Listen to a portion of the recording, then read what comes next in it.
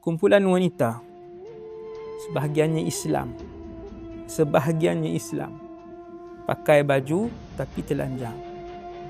Memang dia tutup, tetapi tutupnya start daripada sini. Yang ni terbuka. Tuan-tuan pernah nampak kan? Yang ni terbuka. Jubahnya daripada sini sampai ke bawah. Tutup sampai ke bawah. Tetapi rapat jubahnya. Melekat dengan badan. Rapat dengan badan sampai ke bawah. Boleh nampak di mana bonjolan di badan tu.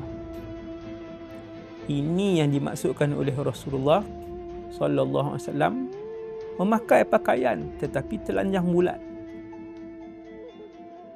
Apa yang Nabi gambarkan ni sebiji yang macam kita tengok pada hari ni. Ramai di kalangan hari ni mula menutup aurat, tahniah. Bagus. Saya doakan Allah bagi istiqamah. Tetapi istiqamah, hijrah tutup aurat, pastikan yang betul. Hijrah yang betul. Ramai hari ini beraksi dalam media sosial, dah berhijrah, tetapi beraksi dalam media sosial dengan pakaian yang sendat daripada atas sampai ke bawah. Bila Nabi sebut kepalanya itu seperti bonggol unta, sama macam yang Nabi sebut. Sama macam yang Nabi sebut, ka ru'usuhunna ka asnimatil bukhtil ijaf ataupun ka asnimatil bukhtil ma'ilah.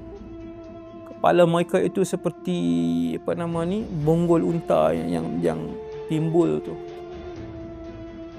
Inna lillahi wa inna ilaihi raji'un.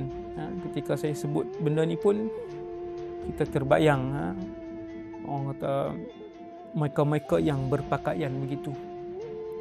Disebabkan banyaknya mereka ni dalam media sosial berhijrah untuk bertudung dan berpakaian labuh bagus, tetapi mereka yang berpakaian labuh menutup semua tetapi ketat sehingga menampakkan bentuk tubuh itu, hukumnya haram. Hukumnya termasuk dalam apa yang Nabi sebut, berpakaian tetapi telanjang. Berhijrah menutup keseluruhannya bagus, tak ketat. Ada yang tak ketat, jarang pula. Ada tuan, tak ketat tapi jarang pula. Pakaian jarang nampak. Itu juga berpakaian tetapi hukum telanjang. Nabi kata tak masuk syurga dan Nabi kata tak bau wangian syurga.